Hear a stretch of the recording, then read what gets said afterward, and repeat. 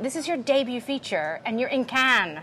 Yes, it's pretty unbelievable, and it feels like we've been writing a very long sentence, me and Nima Yousefi, the producer,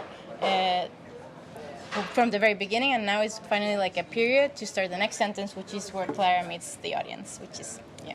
Amazing. So yeah, how many years have you been thinking about this film, working on it? Thinking since 2013, but I started the collaboration with Nima in 2015.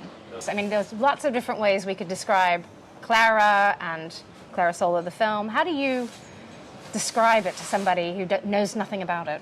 So it's set in Costa Rica in a small mountain village, and we follow Clara, played by Wendy, who the people in the village believe that she has a special connection to God, and therefore come to her for prayers and hope.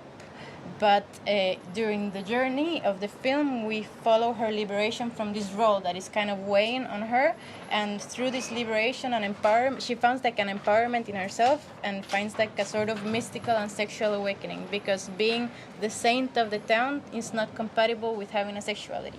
I saw her in a dance performance because I was looking specifically for dancers. Even if Clara is a character that is very still and like trapped in her body, I wanted someone that had a very wide range of movement to be able to feel that this person wanted out. So I saw her there, and she was Clara from day one, but we couldn't believe it was her because it was the second person we saw. These things of a dancer's body, no?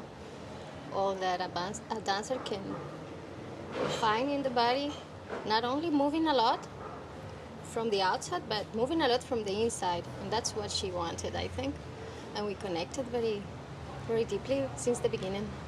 I love this expression, moving a lot from the inside. I've never heard, that's very poetic.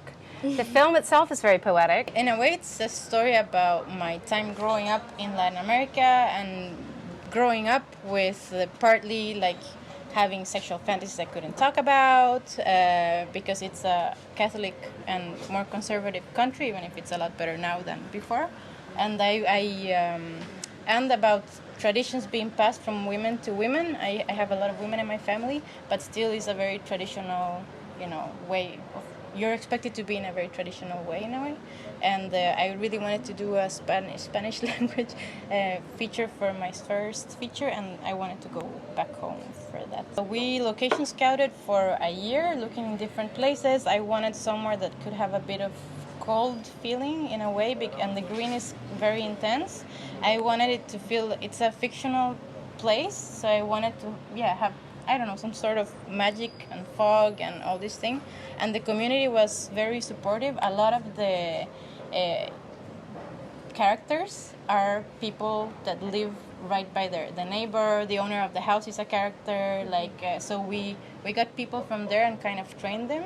Me and the cinematographer, Sophie Winquist Loggins, had the luxury of being in the house where maybe 70% of the film happens in the house or around the house. We wanted to shoot very close. So we were there we had access to it for 3 weeks or something. So we had really time to explore, and we wanted always the film to feel very visceral, so you could live it kind of with more senses than your eyes and your ears in a way, and feel all the different elements, the mud, the water. And we were always very keen on living it through Clara. And since Clara is so close to nature, it's her most intimate relationship. What do you hope the audience can take away from watching Clara Sola? Maybe a feeling of release, liberation somehow, that something has been released maybe inside of them, hopefully some inspiration to some small, tiny change of some sorts, even if not after watching maybe a while later. And just invite them to be in this world completely and be immersed in it, hopefully. Amazing. I think that's a perfect note to end on. Thank you so much for coming by the Scandinavian Terrace.